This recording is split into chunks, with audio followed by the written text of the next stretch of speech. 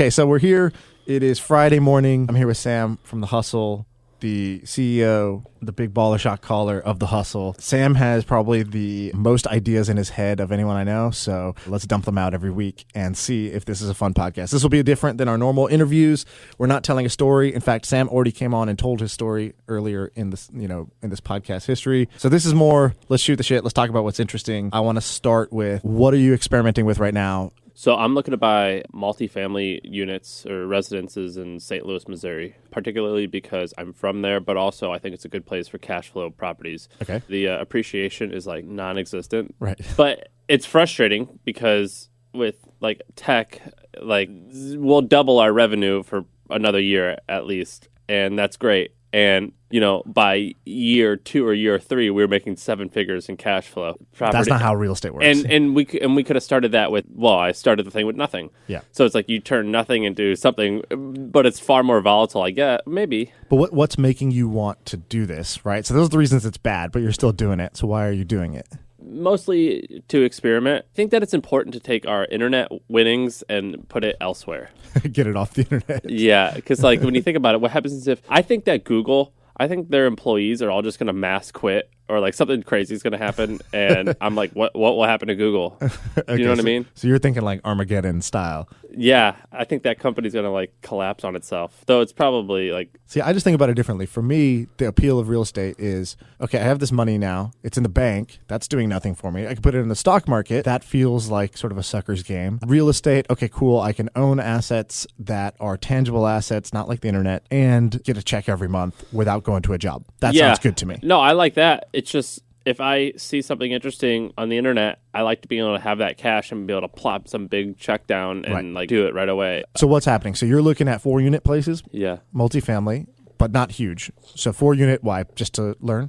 Just to learn, yeah. They probably range in cost between $300,000 and $600,000. You got to put down what? So let's say $400,000, you're going to put down 25% or something like that. Probably 30%. Okay, so you're putting down, $120K. Yeah. And then you said you got a 10% return annually, so you're profiting 10%, 12K profit, basically. Yeah. 12K of profits every year. Yeah. And how do you feel about that? Slow. So are you going to do it? Yeah, I'll do it because I think it's good to learn. The reality is you have to have huge scale. So if you want to make $1 million a year, well, you got to at least get levered up to 10 million. Right. Or probably 12. And who's managing this? Your parents are going to manage this, or your family back in St. Louis? Or because that's the other thing, I right? threw around the idea of having them do it because they're retired, but you can get a property management company for 5% a month of the rent.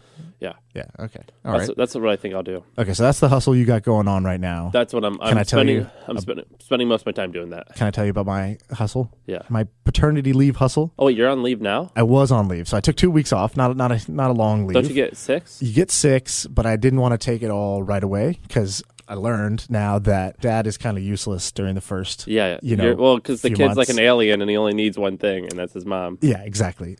So I tried to be helpful to her. She feeds the baby, I feed her, but yeah, so I did that for a couple weeks, and now I'm saving the rest of my leave for whenever I'm a little bit more useful. Do they give you a bonus? What do you mean? Like a dad bonus? Facebook gives a $5,000 bonus. No, they sent some flowers, so I thought that was nice. That's cool. Someone's EA sent some flowers, so that's cool, but no bonus. In fact, the actual policy is kind of messed up, which is that if you actually take official paternity leave, your stock stops vesting, which is insane, especially because at Amazon, most of your compensation is stock. So instead, I just took vacation time because they have an unlimited vacation policy and a limited paternity leave policy. Well, I know a friend who knew he was going to have children, and he was independently wealthy because of selling a company, and he decided to work there anyway because he took the 6-month paid leave. Right. And but you have to be there for a year. So those are some of the technicalities. You have to work there for a year to qualify. I don't think about I don't know if it is Facebook too. Really? Yeah. Because when we were doing the acquisition process, I looked into both policies, and both of them were you got to work here for a year to qualify. Anyways, so during paternity leave, there's a lot of random times where you're just up at 2 a.m. because you're just holding the baby or trying to get to go to sleep. There's nothing to do. And so I was thinking basically, what can I do with one hand right now? I'm holding the baby with one arm. One arm is free. And so we have this friend, Eric, who has the sock company. Yeah. He basically prints custom socks. Like Teespring, but for socks. Exactly. And so he started off in this goofy way. He started doing it for pet influencers of Instagram. He would go to which went well. Which went really well. And then he kind of leveled up to like, Twitch streamers and then YouTubers and then bands. And now he's just doing it for companies. And so I was talking to him and he's like, I have this new method where I can print like just one pair at the same price that, if you want to do a bunch of volume. Like I could just do one custom pair. And I was like, interesting. So like, who's using that? And he was like, there's this guy who created this website that said, upload a picture of your pet's face and I'll put your puppy on some socks. Oh, I have some. You have that? Okay, great. Yeah, I have so them. He was telling me. I paid $25 for it. Yeah, $25. And got two pair. He's like, this guy was selling like thousands of dollars a day. He's like, I had to tell him to stop. I couldn't keep up with the level of demand he had. So he moved on to another printer or whatever. So I was like, okay, paternity leave. This is like an easy drop shipping business that I could start. He's going to fulfill the socks. I already know the product quality is good. He's telling me that this guy's made money doing it. And so with one hand and one night, I basically created a affiliate program where I just went on Facebook, started running ads for the same idea, pet face. So put your pet's face on some socks. And I can report that I've sold one pair of socks so far. So the first one was $5 of ads in and one sale of $25 out, of which, my margin was, about 50%. So I was like, oh, easy, all day, $5 in, $12 out. Like, well, have you ever done any ad spend before? Well, I've done it, but not for Have you spent a lot of money? E-commerce. No. So I've spent maybe $5 million on Facebook ads. Yeah. Maybe, no, probably more. I don't know. It'll get more expensive. Yeah, so that's exactly what happened. So basically, don't let the next first $50 yielded zero sales. And I was like, okay, what's going on here? Nope, it's going to get more expensive. And so yeah, that's what's happening. But then now I'm back from paternity leave, so that experiment goes out the window. But it was a fun night of experimentation. And that next morning when I saw one sale, I was like, I've done it. Well, I've created a side What hustle. I would have done is, I don't know if you did this, I would have targeted people who like very specific breeds.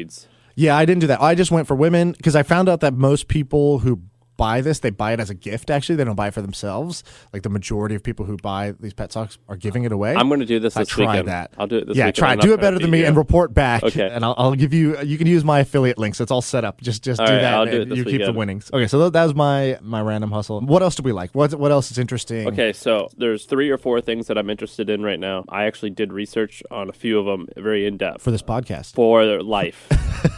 For this podcast. For this podcast. Well, because we write about this stuff on trends. Yes. And so I research this stuff, and our team researches this stuff for trends. And so give me one. Okay. TRT. Do you know what that is? Is this? I've heard Joe Rogan talking about Yes. TRT. What? It's a testosterone replacement therapy. Okay. Basically, I've done a lot of the research. I've spoke to. You've also done some inpatient testing. I've tested it. Yeah, I've tested it, and I feel great. I'm just incredibly fascinated with it. Basically, in the last handful of decades, the average testosterone in men has decreased. Something like the average is down like 40% from like the 1930s. It's pretty significant. The reason why is, well, people aren't sure. Maybe because we use plastic. Maybe because we live pretty soft lives. And the downsides of having low testosterone are men feel depressed. You don't feel the good kind of aggression and ambition. It could lead to heart attacks, blood pressure issues. Just there's a lot of downsides. Stuff. Okay, so this is not like just steroids to get jacked. No. I'm talking about being at a healthy level of testosterone. Okay. Like, how do I know what my current testosterone level? I have to go to a doctor and get tested, or what? You have to get your blood drawn. And so... what's normal? What's a normal level? Once you become 30, it starts decreasing every year. Okay. So let's just say you're a 30-year-old. Your peak would be probably, I'd imagine, 28 maybe. Your testosterone would be, I don't know the exact unit, but it'd be something like 800, I think it's milliliters. Okay. So anyway, but a lot of people are like way below that. And when you have low testosterone, you start getting chubby. It's just a lot of downsides. It's legal to prescribe testosterone to someone. Totally legal. It's against the rules in sports, but it is not illegal. For society. Yeah. But it's actually really hard to get prescribed. But here's the thing. There's a few things that I found as a business person that were interesting. The first thing is once you start it, it's recommended that you take it forever. So low churn if you do it right. And why is that? Because your natural production goes down because the TRT is like carrying. Basically, if you have low testosterone and you start taking this and you stop taking it, you're going to go back to feeling like crap. All right, so I have a science nerdy, it's like, nerdy you just question. Don't get better. Nerdy question, you may not know the answer, but are you actually taking testosterone or are you taking something that makes you produce testosterone? No, it's real testosterone. So you're injecting the actual testosterone. Yeah, and there's really like 2 ways to do this. You can put some gel on, which I don't know a lot about, or you can inject it, and that's what most do, which means you put a needle in your butt 2 times a week. 2 times a week, okay. Yeah, or 1 time a week, but typically 2 times a week. Right. 2 times more than I currently do. Yeah, But if the benefits are there. And so what I've done is I went and called like the 3 or 4 biggest ones. One of the biggest ones was called Low T Center. It's this guy named Mike. He bootstrapped it. I think he's in his 8th year. He's at $100 million in revenue. Wow. And what he has done is he has little centers that you can show up to. And then there's a handful of people like that. And I've noticed a couple things. The first thing is that the majority of these people who are doing this testosterone stuff, it's advertised to like this middle-aged, middle America man with a shitty goatee who loves like football and eats pizza and like wants to like feel like it's the old days and like wants a tacky Harley. Okay, good. God bless him. My hypothesis is, and testosterone is growing like crazy. And as we're seeing, particularly our friends, like nerds, who just I do keto for this reason, or I do low carb for this reason, my sleep schedule this reason. I think testosterone is going to get super popular amongst that niche. So I'm buying this. This is good. This makes a lot of sense to me. So the idea would be, and it's about $250 a month. Do like a D2C style thing. Could you prescribe this via like telemedicine or no? I'm not a doctor and I'm not a legal guy, but just through my research and talking to people, what I believe is possible is you have to have a doctor registered in each state that you prescribe in. The patient has to meet with your company in person. I see. And so what I think what would work, and I've tried a service that does something like this, where a nurse comes to your office and draws your blood and then talks to you about if you get prescribed, here's how to do it, here's how not to do it, here's whatever.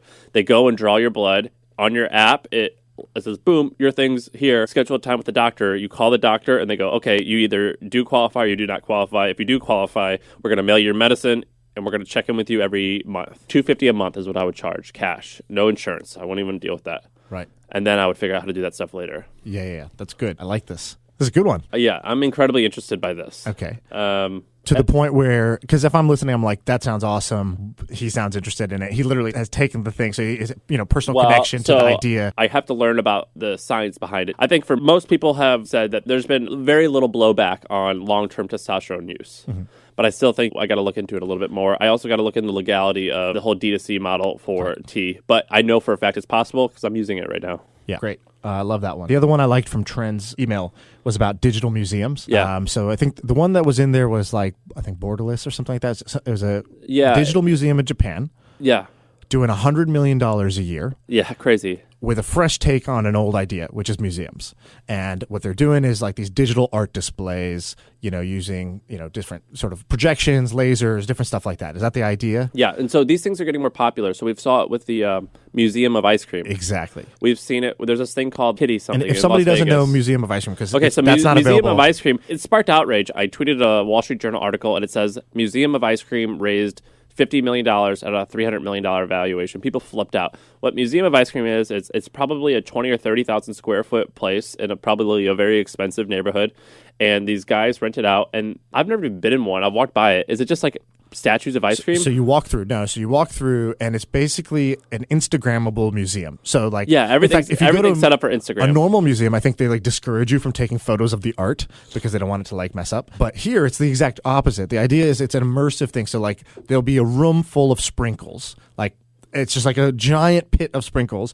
And what you get to do is you get to jump into it, and your friend's going to take your photo while you do it, and then you take a photo of them while they do it, and now, boom, you got some Instagram material. And they're shared, and that's how they get more customers. That's how they get more customers. But this business, people were shitting on it because the headline sounds outrageous, like, oh, this ice cream museum is $300 million company. It's like, no. The ice cream museum is not $300 million company. A company that earned, like, 30 or $40 million in the third year of business that probably made $10 million in income, that is worth that. Right. And it's cool. So this is to me part of a bigger trend, which is Instagrammable experiences. And by the way, this whole thing with the museum that Trends wrote about, ice cream thing, this is a very clear path. And the reason I know it's a clear path to get popular is you have to look at, like, there's like these, I've created these like categories on how to make food go viral. So like if you go to Thrillist or BuzzFeed, it's like in New York when croissants or like a cookie dough place goes viral. And so I'm like, man, someone's got to be popping up these restaurants all the time. And so it's like, well, what do? Well, you take like one food item that's typically a side and you make that the main thing. Right. You take one normal food item and you change the color. You take one normal food item and you make change it the huge. size. Yeah, you make it gigantic or super small. Yeah. And it's like, just do one of those three things. Right. Or you take two food items and you smash them together and make a cronut. Right? Yep. So like you could have like a bagel, rainbow. Like a rainbow bagel or like a fondue bar or like cheese. Okay, how do you make like cheese? Like, well, just make it like the nacho store. Right. Like, you know what I mean? Or Right. like Giant donut factory. like ice cream and cookie dough. Get rid of the ice cream. Cookie dough only. Right. Yeah, the museum was awesome. The museum is awesome. We did Spartan Run together. To me, that's also like these, which is like $100 million plus business. Spartan Run, Tough Mudder. These are big businesses now that sound very simple. And what they really are is a chance to, it's sort of like a faux toughness, a faux wilderness. It's like, yeah, I work in an office all day. Once a year, I'm going to go do this outdoorsy thing where I get muddy and I have to climb And so this thing. this I get is another thing electric that- shock. And we're going to be covering this as well, which is retreats. But basically, I have this theory that men in America have never had this like rite of passage to become a man. Mm-hmm. And because of that, we've all kind of had like relatively soft lives, and we're missing this like, oh, I got to feel like I'm part of something. That's what Spartan Race, I think, is. Yes. That's what Iron Man is, which sold for $500 million to a Chinese company. This voluntary suffering. Exactly. And so I envision these types of things getting far more popular. There's this one thing called like Wake Up Warrior, I think it's called. I met a guy at a conference, and he has this thing where grown men come and they live like a Navy SEAL for like 5 days. And Right. he was doing like $50 million in revenue.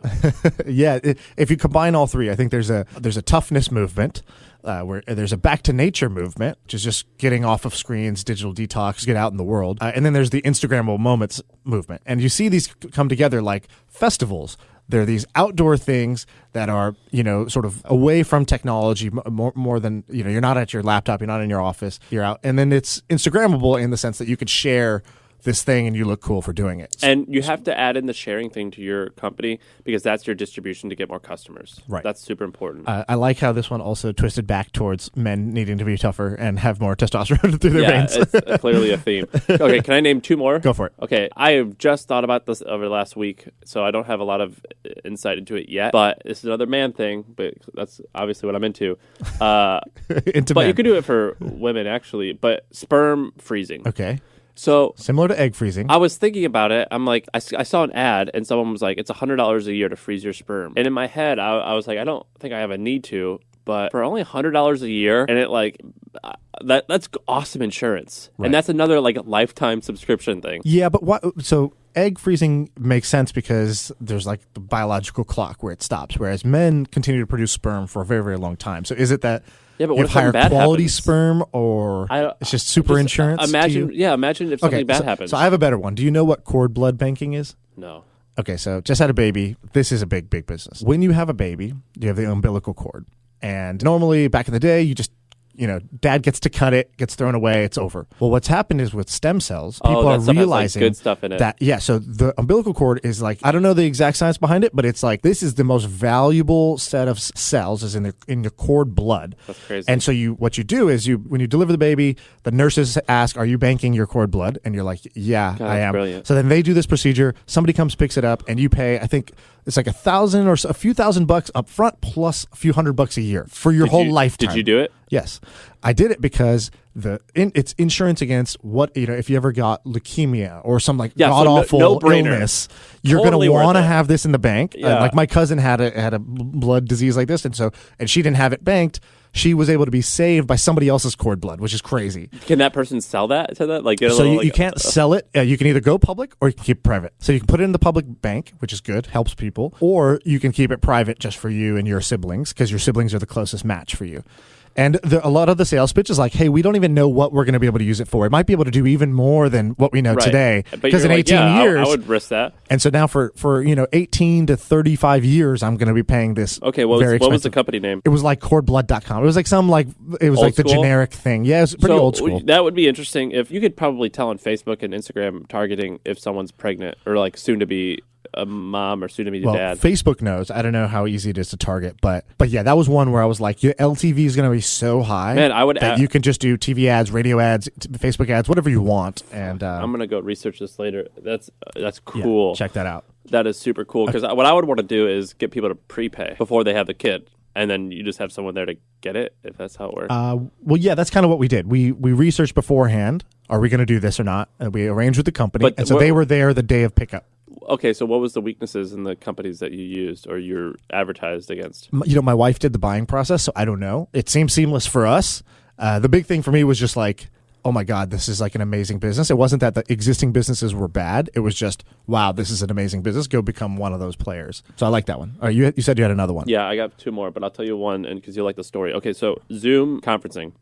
By the way, did you see? I posted on my Facebook. This was amazing. I posted on my Facebook. Our conferencing system sucks. What should I use? I got like 50 comments. They're awesome. And then the CEO of Zoom, Eric, how did he even find you? Somebody tagged him, or someone must have tagged him, and then he just friended me. And he's known for this. The CEO of Zoom, which is a public company, one of the biggest teleconferencing companies in the world. Yeah, they might be like a $15 billion company. He does like customer service on Twitter for people, and he doesn't just say like, "Hey, we'll look into it." He's like, "Hey, Sam, can you send me the file so that I can check on this for you? You know, I'll get back to you." Well, he told me that he's going to be my rep. Yeah, and so he came into your Facebook So he feed. friended me on Facebook, which isn't like, I'm not a random guy. We got friends of friends. Yeah. And I've probably hung out with him before, and I don't even know it. But yeah, so he commented, he goes, "Hey, I think you should use Zoom. Here's why."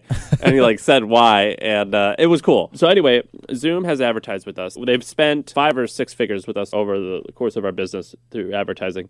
And my sales guys, our president, Adam, he was like, "Hey, so Zoom is crushing it on these ads. We weren't in the position to do anything like this." He's like, "I wish we could like invest in them, like because they're about to go public, and we think this stock is going to crush because we see how these ads are going." And I started looking into this, and a lot of our remote things that you use to work remotely are booming. The ads are doing great. And so I'm quite bullish on remote work and tools that make that possible. And even the good ones still all like I think are pretty bad. And 2 years ago, if you would have told me my company would be remote, I'd be like, that's the stupidest thing ever. Now it's like, it's clearly we're going to do that. That's the direction it's going. Yeah. Yeah. I mean, because you think about it, in 20 or 30 years, we're going to be like, how archaic was it that you could only have a company that hired people in a 20-mile radius? That's super archaic. So I'm quite bullish on that. So conferencing I'm not bullish on that because that's super competitive. Been there, done that. Yeah, it's doing good. I like VPNs. So that's kind of remote-y. VPNs, I think huge companies can be built there. The leading players are like $200 million a year businesses that are really scammy. What else? Well, there's also like for example, at Twitch, we use Cisco's VPN, right? So like, I think for consumers, they use these scammy like freelancer ones to watch like bootleg type movies and stuff. But then for companies, I think they use like probably Cisco and others. Yes. So I'm talking about like these like freelancer small guys because that's all I know. Okay, then what remote tools are you interested in? So there's one I really like. It's a startup that I invested in Ryan Hoover's fund, and he invested in this company. I don't know if this is supposed to be public, but whatever. So one of the big problems with having remote workers is that when you have a worker who's in another jurisdiction, in Canada versus Ukraine versus UK versus whatever, the paperwork is a pain. There's compliance issues. It's like horrible. Crazy. So there's this company called Deal, D-E-E-L. D-E-E-L. I think their URL is something like Let's Deal or Get Deal or something like that. But basically, it's just push a button and we'll take care of all the paperwork and compliance. We'll make sure that you're compliant across all your remote staff. We just went through this. I'll use this. Yeah. And so I think this is a brilliant idea. I think it's kind of one of those problems that's kind of annoying to solve. But once you solve it, it's just valuable to all these companies. So I think this company is going to do really, really well. I'm at super early stage right now. But I love that tool. I love that concept. I think that's a really important concept. The only other one that is kind of interesting to me is a theme, which is had Microsoft Word, and then for the remote generation, you have Google Docs where everybody can collaborate on. Dude, it gets too messy. Google Docs does. It gets too... But it's big, right? The people prefer collaboration over the sort of siloed, save a file on my computer, you don't have access to it type of thing. That's crazy, right? Like that's clearly the old world. Then you have Excel, and now Airtable is doing that for Excel, where it's like this cloud collaborative version of this where you can share the link and do stuff there. You have Trello, which is like a to-do list that everybody can contribute to. So one way to brainstorm here is like, what's something that people use at work that is today not collaborative? Like Figma is a big one, where Photoshop was private thing. I just saw their ad. Maybe someone from here will be listening. I saw their ad on the highway the other day. It totally worked. We signed up. Yeah, Figma's great, and when I see Photoshop, it, I'm like, why is this not? It's in a browser. I was like, why is this not already a thing? And it's cool because you can see like the other designer's mouse moving around, moving stuff around, and you could like type a comment and be like, hey, actually try moving that to the left. It's a different way to collaborate. So the question is, what's left? What is something that's today we all still do solo, single player, and we should be doing it multiplayer? And so I don't know what's left. Like design has been done, Docs has been done, Excel has been done, but there might be something still in the sort of workflow or workspace, and maybe it's by vertical, maybe like consulting companies use this one thing a lot, or defense contractors use this one thing. But like everything that's a solo player thing will be multiplayer. That's my theory. That's super interesting. For us, what we're experiencing is like organizing your company documents is not collaborative at all. So like I'm like, hey, who's got our list of computers that we own, or like where do we keep like our mission statement and values and stuff like that, or like where's our taxes? Who's got our taxes? Like the other day I flipped out. I was like on the verge of firing people. I'm like, why can't I see our taxes? Where's our taxes? Someone give me my taxes. Or like, what software do we use for this thing? I'm like, what is this thing? You know what I mean? Yeah, and the bigger a company gets, the more difficult that problem gets. That's an interesting product that I was thinking about, is like just a really simple app that just it lists every single piece of software that your business uses, and it says how much you're paying for it. Yeah, that's a good one. So one more on the remote thing that I thought of was all hands. So like, do you do a company all hands? Yeah, they're horrible. And so a lot of people just use Skype or we use High Five. Zoom or Sorry, whatever. High Five, it's not good. And so I think that somebody could make a specific all hands app, because all hands is like different than a normal conference, right? So like you have the video stream, which needs to be private and secure. You don't want anybody to be able to get access to this. If somebody missed it, can they catch up? It should be recorded also. People ask questions either anonymously or through their name for the leadership to answer. That's a good idea. So I think somebody could just make an all hands app, because now I think a lot of, especially tech companies, all do all hands every week. So you were at a 10, 15 person company. Yeah. Now you're at a 2,000 person company. 200,000 person company or whatever. Yeah, Twitch is 2,000. Amazon's like whatever. What problems do they have that you never even knew was an issue? All right, I have a list here. So, because I've never worked at the biggest company I've worked at this point is my company, which is like 30 or 40 or whatever we are. And people tell me like how big companies work. They tell me about Cisco. I'm like, I don't even know. Right? I don't even know what Cisco does. So I made a list of things that I noticed, because I was like, during my time at a big company, one of the most valuable things you can get is the idea of problems these types of companies have. That could be the start of a new startup someday. Yeah, and that seems like super easy to make money, because then you just make it, sell it to your manager. Right. And actually it goes in both directions. I have a list called import export. Import means if this existed, Twitch would buy it, because I see the problem, and if there was a solution out there that was actually good, they would buy the company, or they would buy the software. They would pay for the software. They would pay for the solution. Can you list all of them? Export is stuff we've built internally, just hacked together. Can you send me this list after? Yeah, Can I post this? I will. Exports is everything that we do that we built, one off just for us, but actually should be productized and given away to other companies. Okay. So I'll give you an example of each. Okay, so All Hands app is one of those problems that I think if we had a better All Hands solution, we would actually use it, because today we stitched together 3 things and try to make it work, and people always complain. And it's also something that the CEO always participates in. And so you have like the guy at the very top, and he's like, wants this problem. Yeah, wants this problem solved, and we'll like be like, throw the money at the thing. Great, let's do that. Okay, so that's one. The other is the ability to it takes us a long time to spin up entities in different countries we want to operate in. So it's like, oh yeah, we want to go into India. Oh well, we need a legal entity. Oh, that's going to take 6 months. And it's like, why isn't there like a faster way to just spin up these entities? I think that's one. By the way, with India in particular, I think it just takes that long. I think it's the government. Yeah, but there's got to be a faster way to do this. To solve that problem. Another one. Okay, so when people come into the office, I don't know if you've seen this, but they have these like iPads where you sign in. So to me, this is like a brilliant idea. It's like every company has this where visitors come, they need to sign in, sign the NDA, print a badge. And that company is really, really valuable. There's a couple of companies that are really valuable. I really want to find out what's another problem like that we have.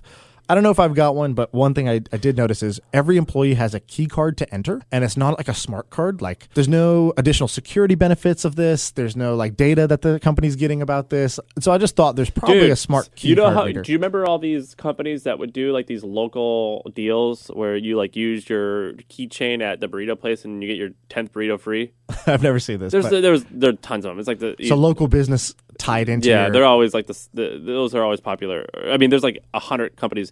We should do that with those keychains. Yeah. Like whoever does the keychain company be like, by the way, you also get 10% off at Starbucks. Yeah, that's a great one. Okay, cool. I like that. Okay, and I'll give you an example of the other side, something that is really good in the company that could be exported. And actually, this isn't from Twitch, but it's from Facebook. So Facebook has a thing internally that's, I think their name for it is like Deltoid or something like that. They're this amazing tool, which is whenever you make a change to the website, this really works for software companies. So if you don't run a big software company, this probably won't matter to you. But if you run a software company, every time you make a change, you want to see the result of that change. We change this button color because we think it's going to get more clicks. But there's also all the other metrics of your company that matter. Like, you don't want to reduce signups, or if you're Facebook, you don't want people posting less photos because you started promoting stories or whatever, right? And so Facebook has this thing where every time you ship a change, it automatically gives that person a dashboard of all the key metrics, and it tells you, did anything move as a result of the release you pushed out? And so you don't have to go look up and see, did I break something? Did anything else get better? It just hands you that every time you push out a release. It just goes and checks all the key stuff and gives you a report. And so I think that is it's complicated. A thing that every software company ultimately needs. I see at Twitch, we need that because we'll push something out that might help our stuff, but we don't know if it affected anything else, all the other key stuff at the company. And we may not find out for 6 months. You know what would be cool is if I was Facebook's competitor or whoever's competitor, if they just sent me all the tests that they were running each day. Yeah, I like that. You could do this with like Facebook ads, right? It's so useful. Yeah, the Facebook ad archive. It's a little bit manual. I would want people to show me the changes that my competitors are making. Or like my competitor just launched these new landing pages. And the way you could do that by just figure out like all the new pages at their URL. Right. Be on top of it. Yeah, it's just new page. Yeah. Yeah. Okay, we're running out of time. We blitzed through a ton of ideas. I want that list of import-export. Okay, I love share that. This with I you. think that a lot of people overcomplicate things. One of the easiest ways, I think, to build a company that would make millions of dollars is to create something that productizes something your team currently needs and sell it to them. Right. It's like just tell me what you want. It's very easy. Love it. We're out of time. We got to go to work now. Our Friday has officially begun. It's 10:01. Yeah, good stuff. You want to leave everybody with any cool stuff that's coming on in the hustle? Anything news? Sign up for Trends. I like Trends. The reason why you should sign up for Trends is it's a paid subscription, so it does cost money, but we just do this. This is what it is, except a lot of the ideas that we said, I heard about this, well, we just go and research all of it, and we actually figure out the truth. So I'm a believer that, like, just like you feed your body to, like, if you feed your body good foods, your body gets healthier. If you feed your body bad foods, you get less healthy. So it's obviously the same thing with your brain. Feed good information, good content, and your brain gets smarter and healthier. And Trends, to me, is one of those rare things on the internet where it's not about what happened in the past. It's not about the news. It's not about somebody's life update. Trends is like, here's some things that are growing that you should think about. And, I read this thing, and I'm not just going to go do one of these companies. Right, but it's cool to know. It's cool to know. It's cool to talk about. And it also it gets my brain to start noticing things like that. And so it's like... And I was here when we... It's like exercise for I was my brain. here the day we launched it, or the week. Yeah. And I was like, I don't know how to describe it, but I think it's kind of cool. Now I understand a little bit more how to describe it. Okay, what's the... new description? Well, you did it. Okay. I mean, but when we were creating these reports, I was like, this is super useful. I don't know how to I don't know yet how it's useful, but this is really interesting. Right. Here's my pitch of it. When you launched the Hustle newsletter, you told me it's like if your best friend, they watch TV all day, they read the news all day, they come and they just tell you, here's what you need to know, and they tell it to you in a kind of a no BS tone. So they just tell you what it is in a no BS way. It's like your friend telling you the news. That's pretty much what the Hustle newsletter is. Trends is like my friend from the future comes back, 18 months, he lives 18 months in the future, and he comes to me and he says, hey, you know what, this CBD thing, it's taken off, it took off. And so Trends is my friend from the future coming and telling me what's happening. And I think that's You're exciting. making my ads for me. So here's what we'll do. I will put a code, we'll call it million. Whenever this podcast goes live, we'll make it last for a week. So if you sign up now, or a week after this goes live, sign up and use the code million, and you'll be able to get 50% off. Nice. Okay, cool. All right, buddy.